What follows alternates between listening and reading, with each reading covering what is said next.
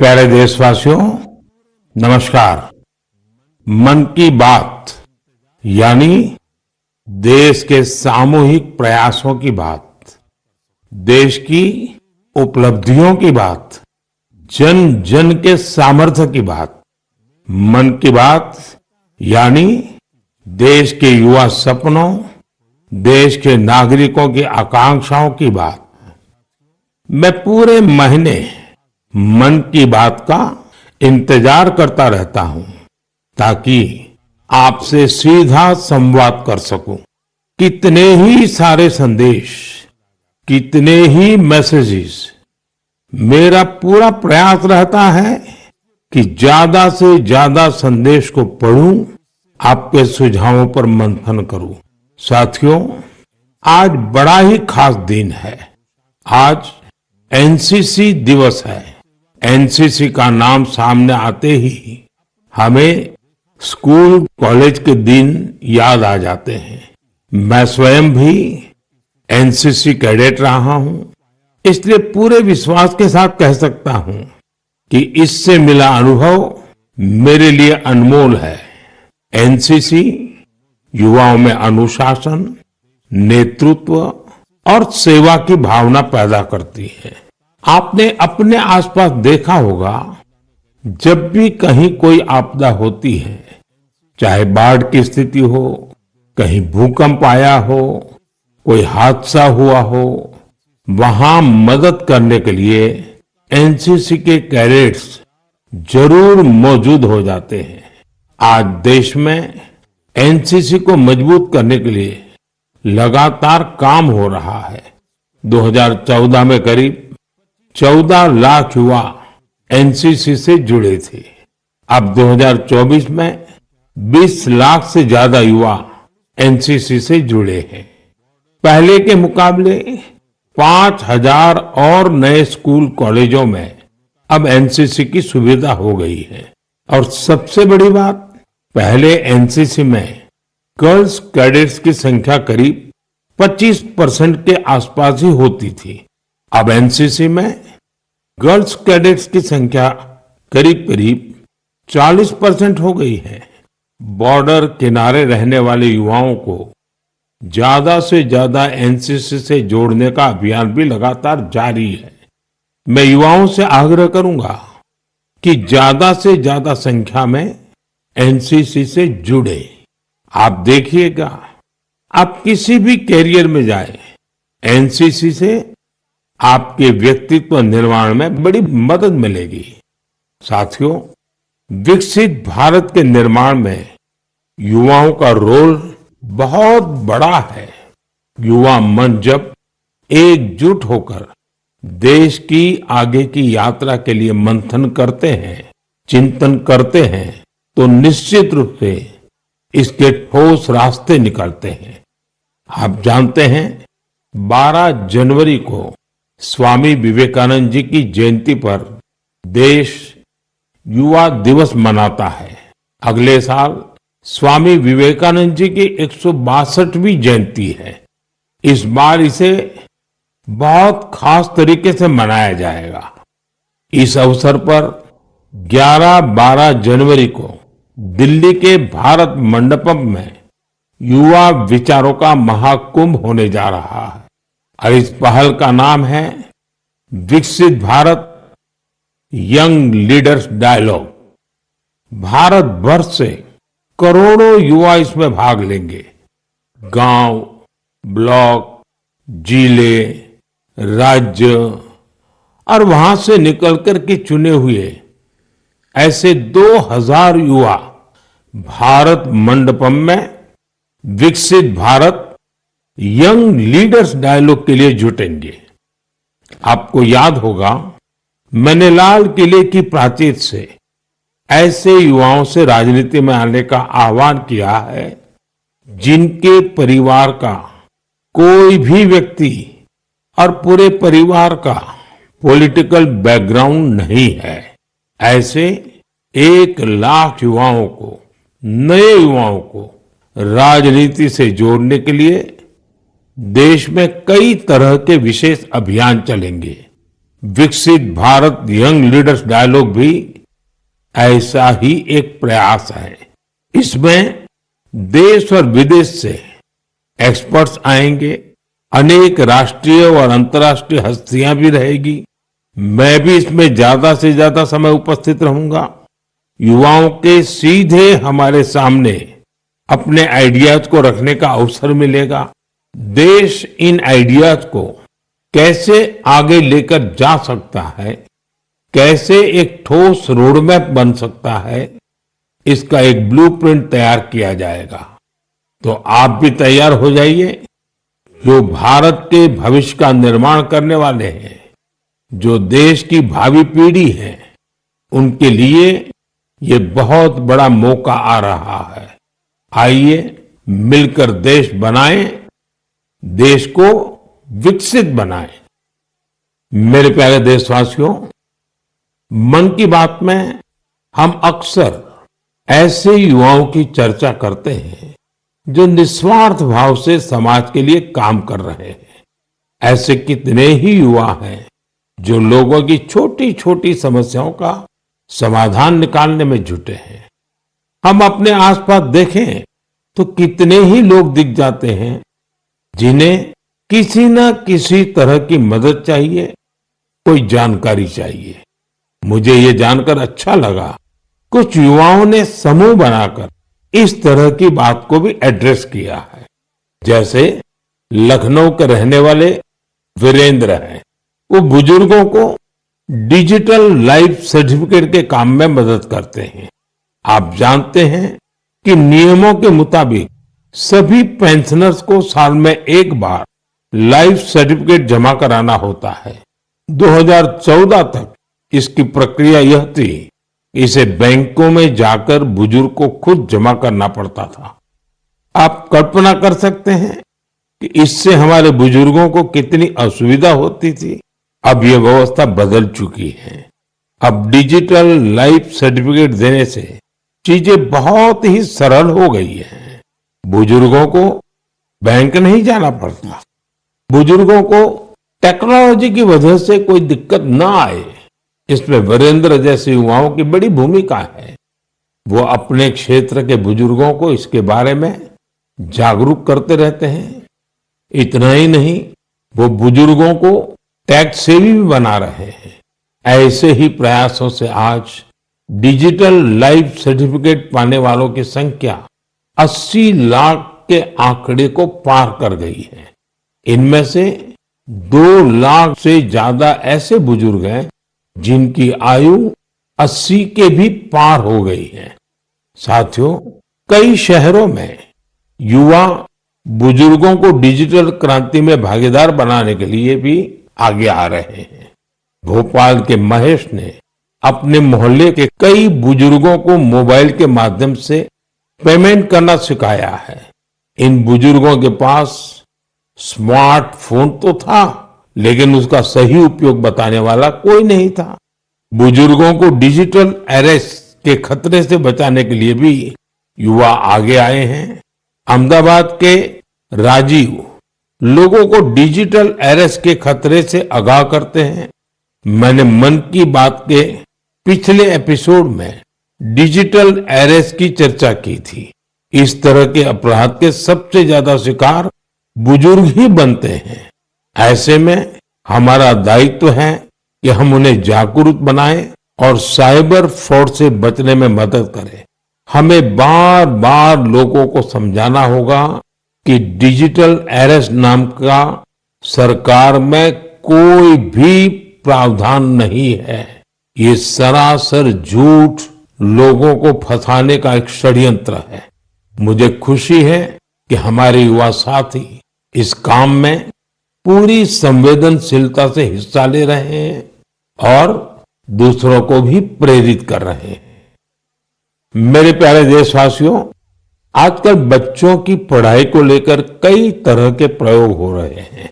कोशिश यही है कि हमारे बच्चों में क्रिएटिविटी और बढ़े, किताबों के लिए उनमें प्रेम और बढ़े। कहते भी हैं, किताबें इंसान की सबसे अच्छी दोस्त होती हैं। और अब इस दोस्ती को मजबूत करने के लिए लाइब्रेरी से ज्यादा अच्छी जगह और क्या होगी। मैं चेन्नई का एक उदाहरण आपसे शेयर करना चाहता हूं। यहां बच्चों के लिए एक ऐसी लाइब्रेरी तैयार की गई है जो क्रिएटिविटी और लर्निंग का हब बन चुकी है।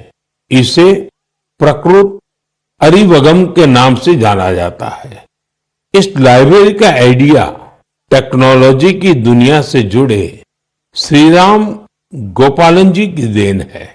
विदेश में अपने काम के दौरान वे लेटेस्ट टेक्नोलॉजी की दुनिया से जुड़े रहे, लेकिन वो बच्चों में पढ़ने और सीखने की आदत विकसित करने के बारे में भी सोचते रहे। भारत लौटकर उन्होंने प्रकृत अरिवगम को तैयार किया। इसमें 3000 से अधिक किताबें हैं जिन्हें पढ़ने के लिए बच्चों में होड़ लगी रहती है। किताबों के अलावा इस लाइब्रेरी में होने वाली कई तरह की एक्टिविटीज भी बच्चों को लुभाती है। स्टोरी टेलिंग सेशन हो, आर्ट वर्कशॉप्स हो, memory training classes, robotics lesson या फिर पब्लिक स्पीकिंग, क्या हर किसी के लिए कुछ न कुछ जरूर है जो उन्हें पसंद आता है। साथियों, हैदराबाद में फूड फॉर थॉट फाउंडेशन ने भी कई शानदार लाइब्रेरीज बनाई है।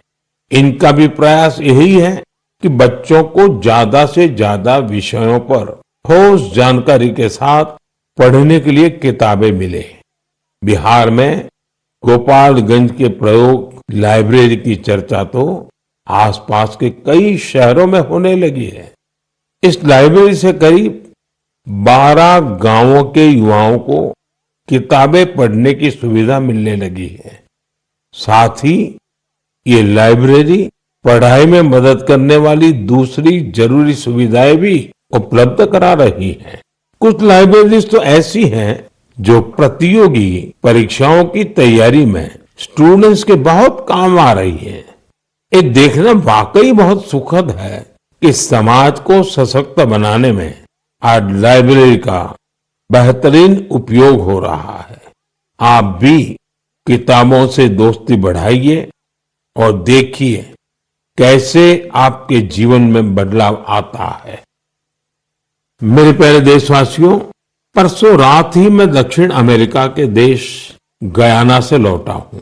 भारत से हजारों किलोमीटर दूर गयाना में भी एक मिनी भारत बसता है। आज से लगभग 180 वर्ष पहले गयाना में भारत के लोगों को खेतों में मजदूरी के लिए, दूसरे कामों के लिए ले जाया गया था। आज गयाना में भारतीय मूल के लोग राजनीति, व्यापार, शिक्षा और संस्कृति के हर क्षेत्र में गयाना का नेतृत्व कर रहे हैं। गयाना के राष्ट्रपति डॉक्टर इरफान अली भी भारतीय मूल के हैं, जो अपनी भारतीय विरासत पर गर्व करते हैं। जब मैं गयाना में था, तभी मेरे मन में एक विचार आया था, जो मैं मन की बात में आपसे शेयर कर रहा हूं। गयाना की तरह ही दुनिया के दर्जनों देशों में लाखों की संख्या में भारतीय हैं। दशकों पहले की, 200-300 साल पहले की उनके पूर्वजों की अपनी कहानियां हैं। क्या आप ऐसी कहानियों को खोज सकते हैं कि किस तरह भारतीय प्रवासियों ने अलग अलग देशों में अपनी पहचान बनाई, कैसे उन्होंने वहां की आजादी की लड़ाई के अंदर हिस्सा लिया, कैसे उन्होंने अपनी भारतीय विरासत को जीवित रखा। मैं चाहता हूं कि आप ऐसी सच्ची कहानियों को खोजें और मेरे साथ शेयर करें। आप इन कहानियों को नमो ऐप पर या माई गॉव पर #इंडियन डायस्पोरा स्टोरीज के साथ भी शेयर कर सकते हैं। साथियों, आपको ओमान में चल रहा एक एक्स्ट्रा ऑर्डिनरी प्रोजेक्ट भी बहुत दिलचस्प लगेगा। अनेकों भारतीय परिवार कई शताब्दियों से ओमान में रह रहे हैं। इनमें से ज्यादातर गुजरात के कच्छ से जाकर बसे हैं। इन लोगों ने व्यापार के महत्वपूर्ण लिंक तैयार किए थे। आज भी उनके पास ओमानी नागरिकता है, लेकिन भारतीयता उनकी रग रग में बसी है। ओमान में भारतीय दूतावास और नेशनल आर्काइव्स ऑफ इंडिया के सहयोग से एक टीम ने इन परिवारों की हिस्ट्री को प्रिजर्व करने का काम शुरू किया है।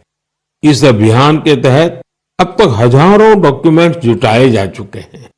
इनमें diary, account book, ledgers, letters और टेलीग्राम शामिल है। इनमें से कुछ दस्तावेज तो सन 1838 के भी हैं। ये दस्तावेज भावनाओं से भरे हुए हैं। बरसों पहले जब वो ओमान पहुंचे तो उन्होंने किस प्रकार का जीवन जिया, किस तरह के सुख दुख का सामना किया और ओमान के लोगों के साथ उनके संबंध कैसे आगे बढ़े, ये सब कुछ इन दस्तावेजों का हिस्सा है। ओरल हिस्ट्री प्रोजेक्ट ये भी इस मिशन का एक महत्वपूर्ण आधार है। इस मिशन में वहां के वरिष्ठ लोगों ने अपने अनुभव साझा किए हैं। लोगों ने वहां अपने रहन सहन से जुड़ी बातों को विस्तार से बताया है।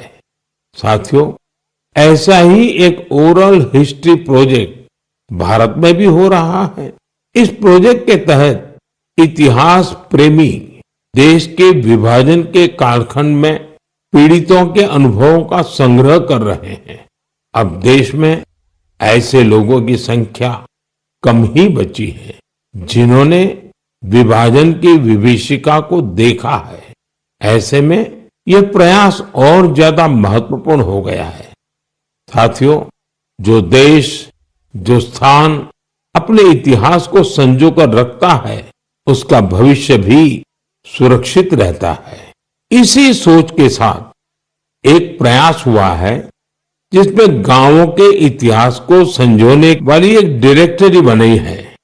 समुद्री यात्रा के भारत के पुरातन सामर्थ्य से जुड़े साक्ष्यों को सहेजने का भी अभियान देश में चल रहा है। इस कड़ी में लोथल में एक बहुत बड़ा म्यूजियम भी बनाया जा रहा है। इसके अलावा आपके संज्ञान में कोई मैन्युस्क्रिप्ट हो, कोई ऐतिहासिक दस्तावेज हो, कोई हस्तलिखित प्रत हो, तो उसे भी आप नेशनल आर्काइव्स ऑफ इंडिया की मदद से सहेज सकते हैं। साथियों, मुझे स्लोवाकिया में हो रहे ऐसे ही एक और प्रयास के बारे में पता चला है जो हमारी संस्कृति को संरक्षित करने और उसे आगे बढ़ाने से जुड़ा है। यहाँ पहली बार स्लोवाक लैंग्वेज में हमारे उपनिषदों का अनुवाद किया गया है। इन प्रयासों से भारतीय संस्कृति के वैश्विक प्रभाव का भी पता चलता है। हम सभी के लिए ये गर्व की बात है कि दुनिया भर में ऐसे करोड़ों लोग हैं जिनके हृदय में भारत बसता है। मेरे प्यारे देशवासियों, अब मैं आपसे देश की एक ऐसी उपलब्धि साझा करना चाहता हूं जिसे सुनकर आपको खुशी भी होगी और गौरव भी होगा, और अगर आपने नहीं किया है तो शायद पछतावा भी होगा। कुछ महीने पहले हमने एक पेड़ मां के नाम अभियान शुरू किया था। इस अभियान में देश भर के लोगों ने बहुत उत्साह से हिस्सा लिया। मुझे ये बताते हुए बहुत खुशी हो रही है कि इस अभियान ने 100 करोड़ पेड़ लगाने का अहम पड़ाव पार कर लिया है। 100 करोड़ पेड़, वो भी सिर्फ 5 महीनों में। ये हमारे देशवासियों के अथक प्रयासों से ही संभव हुआ है। इससे जुड़ी एक और बात जानकर आपको गर्व होगा। एक पेड़ मां के नाम अभियान अब दुनिया के दूसरे देशों में भी फैल रहा है। जब मैं गयाना में था तो वहां भी इस अभियान का साक्षी बना। वहां मेरे साथ गयाना के राष्ट्रपति डॉक्टर इरफान अली, उनकी पत्नी की माताजी और परिवार के बाकी सदस्य एक पेड़ मां के नाम अभियान में शामिल हुए। साथियों, देश के अलग अलग हिस्सों में ये अभियान लगातार चल रहा है। मध्य प्रदेश के इंदौर में एक पेड़ मां के नाम अभियान के तहत पेड़ लगाने का रिकॉर्ड बना है। यहाँ 24 घंटे में 12 लाख से ज्यादा पेड़ लगाए गए। इस अभियान की वजह से इंदौर की रेवती हिल्स के बंजर इलाके अब ग्रीन जोन में बदल जाएंगे। राजस्थान के जैसलमेर में इस अभियान के द्वारा एक अनोखा रिकॉर्ड बना। यहां महिलाओं की एक टीम ने 1 घंटे में 25,000 पेड़ लगाए। माताओं ने मां के नाम पेड़ लगाया और दूसरों को भी प्रेरित किया।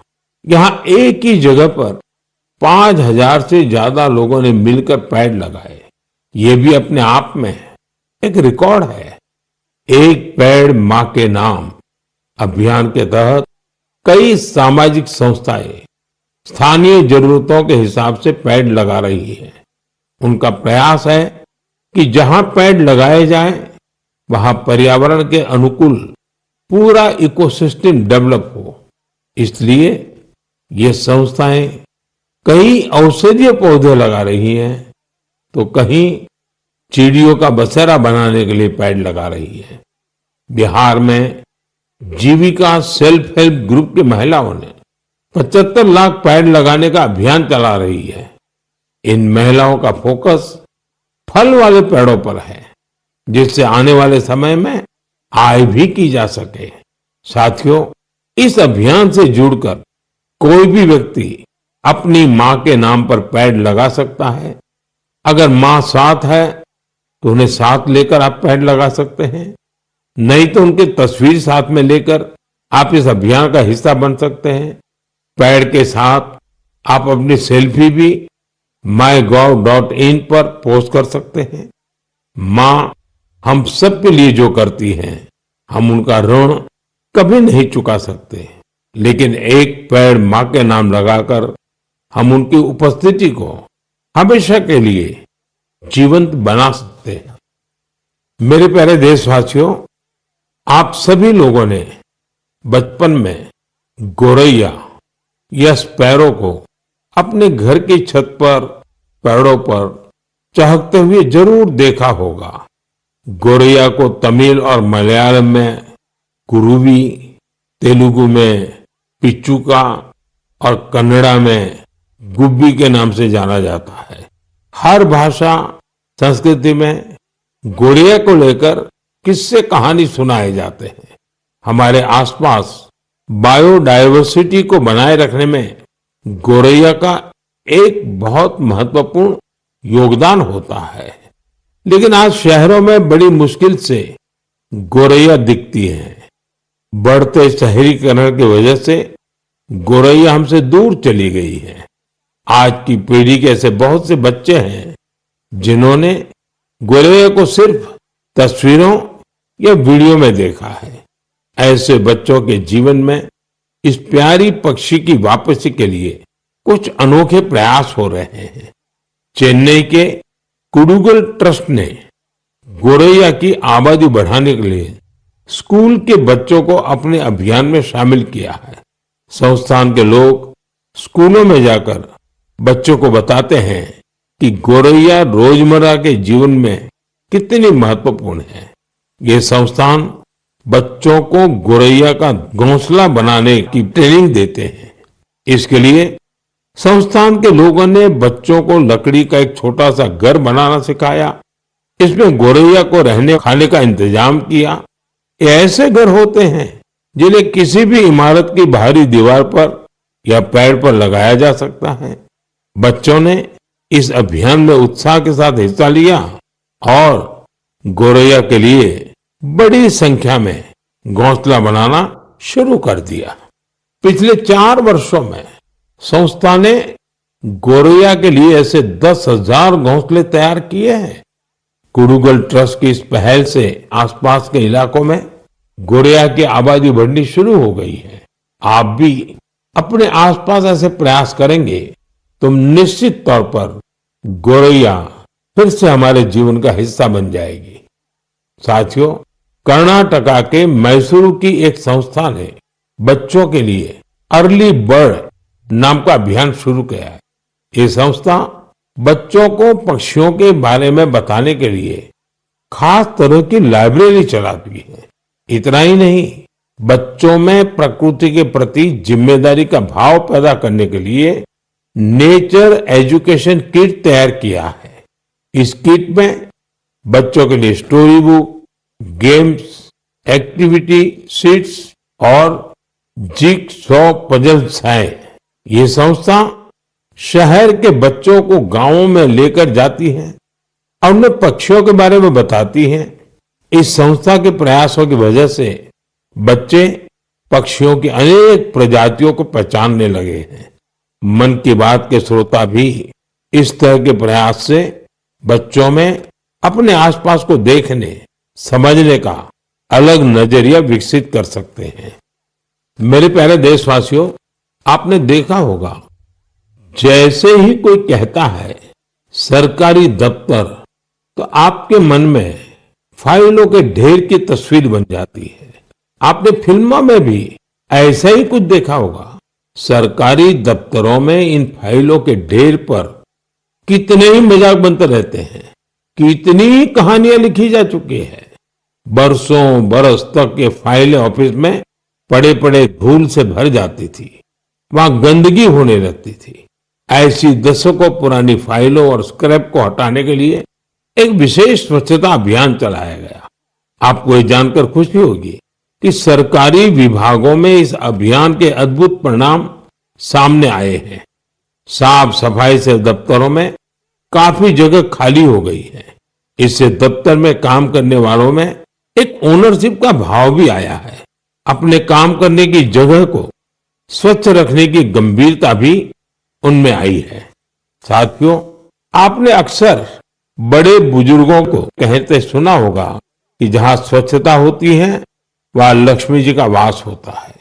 हमारे यहाँ कचरे से कंचन का विचार बहुत पुराना है।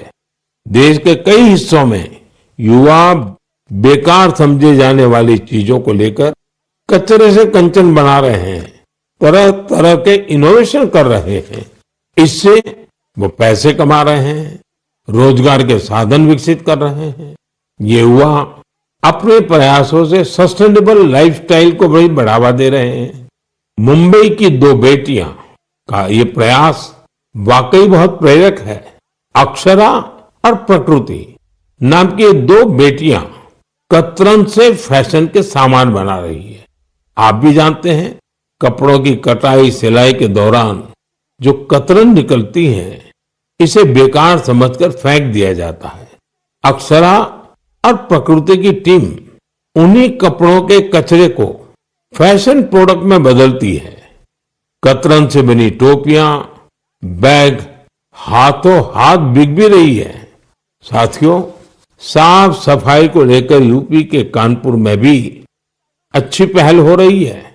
यहाँ कुछ लोग रोज सुबह मॉर्निंग वॉक पर निकलते हैं और गंगा के घाटों पर फैले प्लास्टिक और अन्य कचरे को उठा लेते हैं। इस समूह को कानपुर प्लॉगर्स ग्रुप नाम दिया गया है। इस मुहिम की शुरुआत कुछ दोस्तों ने मिलकर की थी। धीरे धीरे ये जन भागीदारी का बड़ा अभियान बन गया। शहर के कई लोग इसके साथ जुड़ गए हैं। इसके सदस्य अब दुकानों और घरों से भी कचरा उठाने लगे हैं। इस कचरे से रिसाइकल प्लांट में ट्री गार्ड तैयार किए जाते हैं। यानी इस ग्रुप के लोग कचरे से बने ट्री गार्ड से पौधों की सुरक्षा भी करते हैं। साथियों, छोटे छोटे प्रयासों से कैसी बड़ी सफलता मिलती है, इसका एक उदाहरण असम की इतिशा भी है। इतिशा की पढ़ाई लिखाई दिल्ली और पुणे में हुई है। इतिशा कॉरपोरेट दुनिया की चमक दमक छोड़कर अरुणाचल की सांगती घाटी को साफ बनाने में जुटी है। पर्यटकों की वजह से वहां काफी प्लास्टिक वेस्ट जमा होने लगा था। वहां की नदी जो कभी साफ थी, वो प्लास्टिक वेस्ट की वजह से प्रदूषित हो गई थी। इसे साफ करने के लिए इतिशा स्थानीय लोगों के साथ मिलकर काम कर रही है। उनके ग्रुप के लोग वहां आने वाले टूरिस्ट को जागरूक करते हैं और प्लास्टिक वेस्ट को कलेक्ट करने के लिए पूरी घाटी में बांस से बने कूड़ेदान लगाते हैं। साथियों, ऐसे प्रयासों से भारत के स्वच्छता अभियान को गति मिलती है। ये निरंतर चलते रहने वाला अभियान है। आपके आसपास भी ऐसा जरूर होता ही होगा। आप मुझे ऐसे प्रयासों के बारे में जरूर लिखते रहिए। साथियों, मन की बात के इस एपिसोड में फिलहाल इतना ही। मुझे तो पूरे महीने आपकी प्रतिक्रियाओं, पत्रों और सुझावों का खूब इंतजार रहता है। हर महीने आने वाली आपके संदेश मुझे और बेहतर करने की प्रेरणा देते हैं। अगले महीने हम फिर मिलेंगे मन की बात के एक और अंक में, देश और देशवासियों की नई उपलब्धियों के साथ। तब तक के लिए आप सभी देशवासियों को मेरी ढेर सारी शुभकामनाएं। बहुत बहुत धन्यवाद।